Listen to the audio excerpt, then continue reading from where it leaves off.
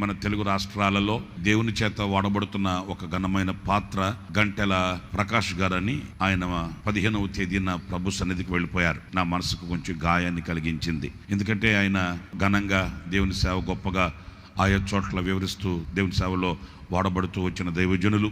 నేను కూడా 1-2 సార్లు ఆయనతో మీటింగ్లో మేమిద్దరం కూడా వాక్యం చెప్పడానికి ఒక వేదిక మీద ఉన్న రోజులు 1-2 సార్లే. కానీ ఆ 1-2 సార్లు కూడా ఆయన చాలా సన్నిహితంగా మాట్లాడాడు. మీ పరిచర్య కొరకు నేను నా ప్రార్థనలో జ్ఞాపకం చేసుకుంటానని, యేసన్న గారు చేసిన పరిచర్యని ఆయన చాలా మాదిరిగా తీసుకొని, అలాగే అన్నను గురించి చాలా సంతోషంగా చెప్పేవాళ్ళు. మరి దైవజనుడు మరి లోకాన్ని విడిచిపెట్టి ఆయన విశ్రాంతిలోకి వెళ్ళిపోయాడు. దేవుడు పిలుచుకున్నాడు. మీరు కూడా విశ్వాసులైన వారు వారి కుటుంబం కొరకు ప్రార్థించాలని, వారికి ఆదరణ, ధైర్యం, స్థైర్యం కలగా ప్రార్థించాలని నేను ఆశిస్తూ ఉన్నాను.